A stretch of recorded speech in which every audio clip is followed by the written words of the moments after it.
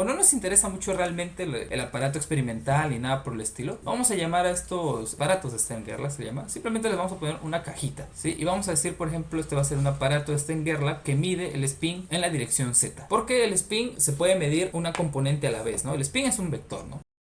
Que tiene sus tres componentes, ¿no? Sx, Sy, Sz.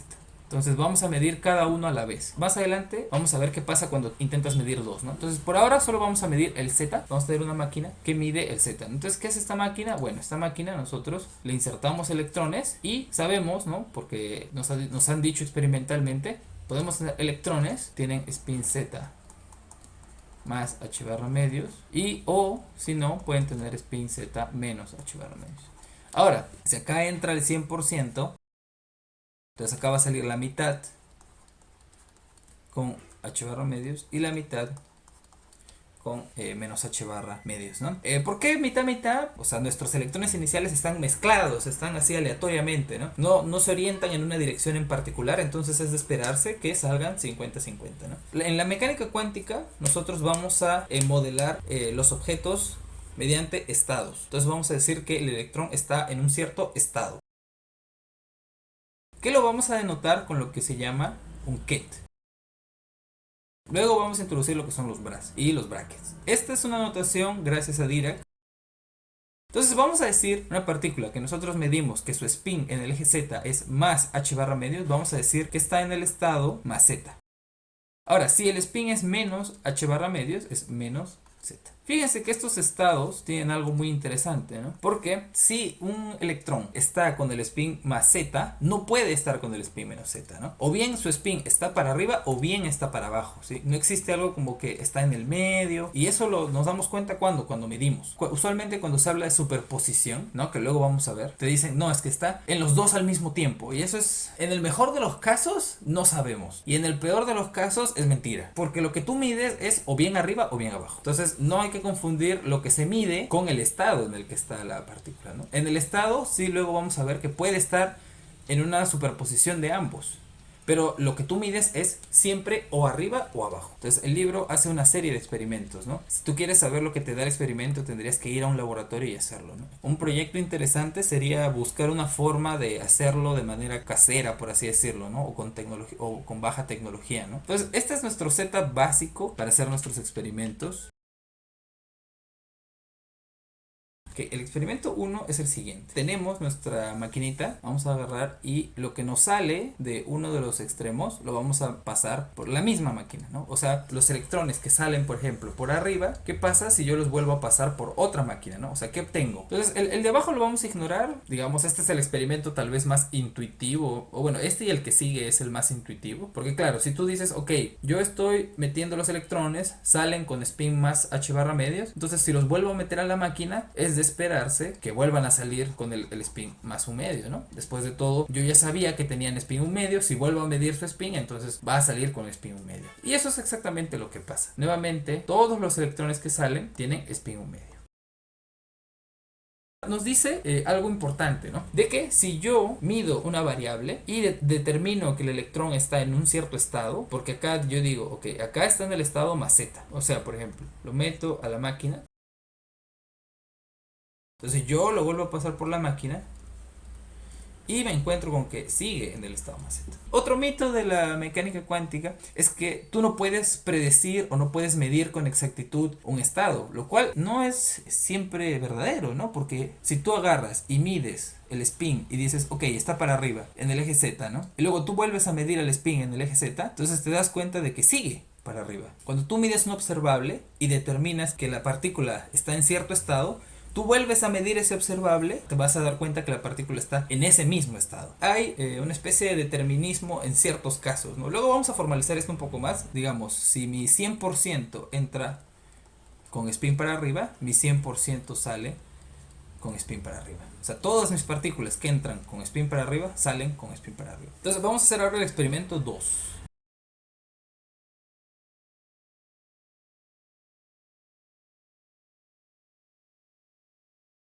Entonces, lo que vamos a hacer en el experimento 2 Vamos a primero nuevamente medir el eje Z, pero luego vamos a medir el eje X, ¿no? Porque, claro, como les dije, el spin tiene sus tres componentes, es un vector. Entonces, así como podemos medir el eje Z, podemos medir el eje X. Vamos a obtener partículas tanto con el spin en el eje X positivo como negativo, ¿no? Ahora, uno podría decir de nuevo, bueno, esto es de esperarse, ¿no? Porque si nuestras partículas están un poco como que entremezcladas, por así decirlo, entonces es de esperarse, ¿no? De que sus ejes, o sea, así como al inicio el eje Z apuntaba a cualquier lado, ¿no? Es de esperarse que el eje X también apunte en cualquier lado, ¿no? Entonces es de esperarse que me dé 50-50, ¿no? Entonces vamos a decir que una partícula con el eje X para arriba, entonces ese X para arriba vamos a decir que la partícula está en el estado más X, y con el ese X para abajo la partícula va a estar en el estado menos X. Ahora vamos a hacer el experimento 3. Y acá es donde ya todo se va a poner bien raro.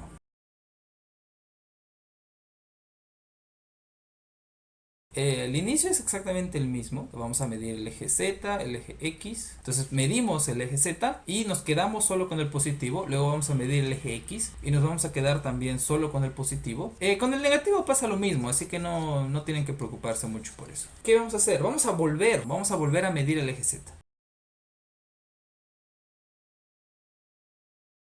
En base a lo que hemos visto antes, ¿qué es lo que ustedes esperarían que salga del SGZ? Claro, uno podría pensar de que, claro, yo acá he filtrado los positivos, ¿no? Entonces uno esperaría que por acá yo solo obtenga positivos, ¿no? Porque, o sea, los negativos yo los ignoré, pero no es así. Lo que sucede en realidad es que tienes tantos positivos como negativos. ¿De dónde han salido, no? Si yo ya los había filtrado, ¿de dónde es que salieron? ¿No? Bueno, acá entra el 100%, acá entra el 50%. Entonces se dan cuenta de que el 25% sale con spin Z positivo y el 50% sale con spin Z negativo. ¿Qué es lo que pasa acá? Entonces esto está bien raro, ¿por qué? En el primero yo seleccioné todos los Zetas, todos están en el estado más Z. Luego yo digo, ok, mido el X y digo está en el estado más X. Claro, lo que uno esperaría 100% de macetas, ¿no? Al medir el X, el sistema, o de alguna manera, se olvidó de esto y volvió, digamos, a una mezcla. El profesor Alan Adams, del curso de 804 del MIT, empieza con estos experimentos, pero no habla de spin, habla de otras cosas, ¿no? Habla, por ejemplo, imagínense que tengan unas pelotas. Entonces tú tienes unas pelotas que son negras y blancas. Las pelotas tienen dos propiedades, ¿no? O son negras o blancas, o son de metal o de plástico, ponte. Imagínate, tú primero mides y obtienes una pelota negra. Y luego quieres saber si es de metal o de plástico, ¿no? Entonces, por ejemplo, dices, bueno, es de metal. Entonces luego vuelves a medir si es negra o blanca, ¿no? Lo que pasaría es como que te sale mitad negro y mitad blanca, ¿no? Claro, clásicamente esto no pasaría. Clásicamente, si tú dices, ok, la pelota es negra y es de metal, entonces si vuelves a medir va a seguir siendo negra, ¿no? Pero cuánticamente te das cuenta de que no es así. De que si tú mides que es negra, o sea, mides el color, ¿no? Luego mides el material. Tú mueves a medir el color, te vas a dar cuenta de que hay la probabilidad de que sea blanca. O sea, ¿de dónde salieron? Si yo al inicio sabía que todas eran negras, ¿por qué ahora tengo blancas, no? Clásicamente no tiene sentido, ¿no? Pero claro, esto no es clásico, esto es cuántico. El spin es de las cosas más cuánticas que hay. Yo les recomendaría que para complementar esta clase vean la primera clase del curso del MIT 804 del profesor Alan Adams. Y luego quiero volver a medir el Z, es como que me olvido de lo que pasó antes, ¿no? Si ustedes van a un laboratorio y hacen este experimento, les van a salir estos resultados, ¿sí? Entonces, ¿esto qué nos dice, no? Nos dice que yo no puedo determinar su spin en el eje X y Z al mismo tiempo. ¿Por qué? Porque si yo mido el X, se pierde toda la información sobre el Z, ¿no? Porque acá se dan cuenta, yo mido el X, es para arriba en el X. Y luego quiero medir el Z y puedo obtener cualquiera de los dos. Entonces yo no puedo saber cuál es. Y si hago al revés, pasa lo mismo. O sea, si yo mido primero Z, obtengo, por ejemplo, para arriba, ¿no? Y luego mido X, voy a obtener tanto para arriba como para abajo. No puedo medir el eje Z y el eje X al mismo tiempo.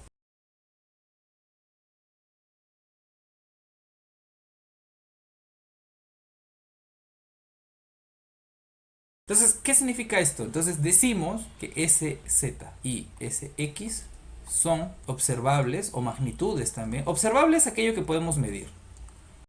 Incompatibles. Y la mecánica cuántica está lleno de observables incompatibles. Tal vez para poner un ejemplo que ustedes estén más familiarizados, la posición y el momento.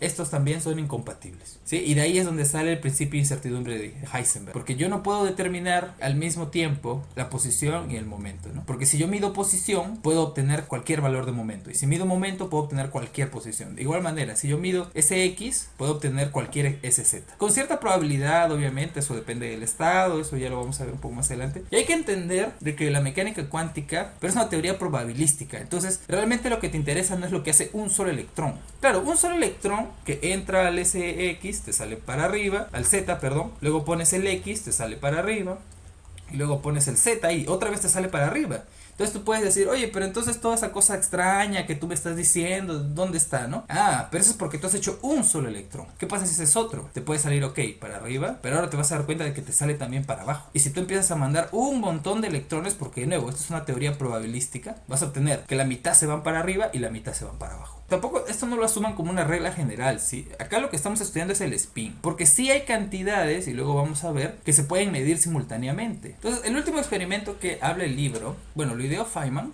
y ustedes lo pueden encontrar en su libro de las lectures, en el tomo 3. El tomo 3 es pura mecánica cuántica. Entonces, en este último experimento, ¿sí? O sea, empieza con el eje Z, pero luego vamos a usar lo que se llama un aparato del eje X modificado.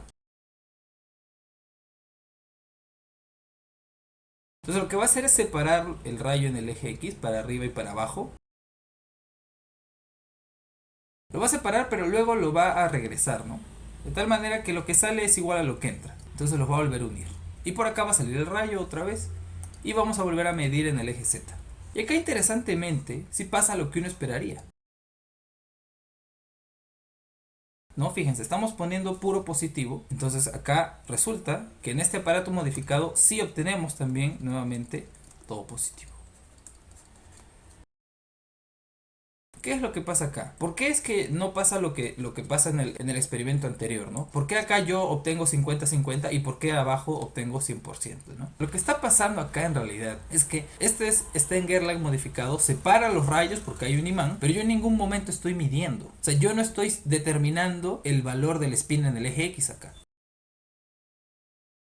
Cuando no se mide, al parecer, el estado no cambia. Este experimento es importante para resaltar el papel que cumple la medición, ¿no? En la mecánica cuántica. O sea, es muy importante en la mecánica cuántica si tú mides o no mides un observable, ¿no? Porque si no lo mides, no pasa nada. Pero si lo mides, sí cambia, ¿no? Acá hay otra cosa interesante, ¿no? Las partículas acá, cuando pasan por acá, no es que estén en el estado más X o menos X. Nosotros sabemos que si están en más X, me tendría que dar tanto positivo en el Z como negativo.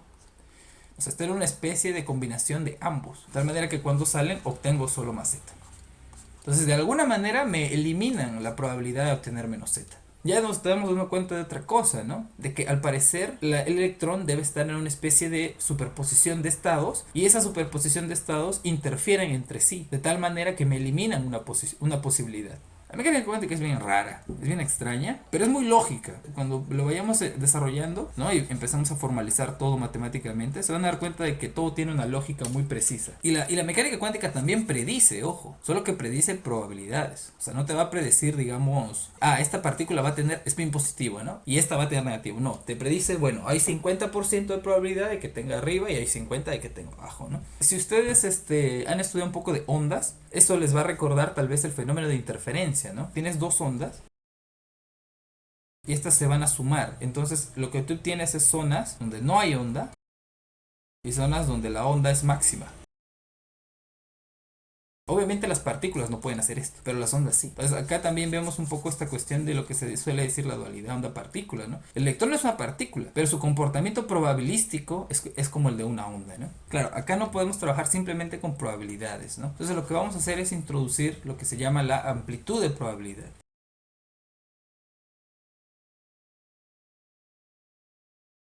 Y esas amplitudes luego las vamos a llevar a probabilidades, ¿no? Entonces, ¿por qué? Porque las probabilidades de por sí no nos van a dar este fenómeno de interferencia. Porque las probabilidades, para empezar, que son todas positivas siempre, ¿no? No existe probabilidad negativa. O sea, yo no puedo restar probabilidades. Pero las amplitudes sí. Y más aún, las probabilidades van a ser complejas.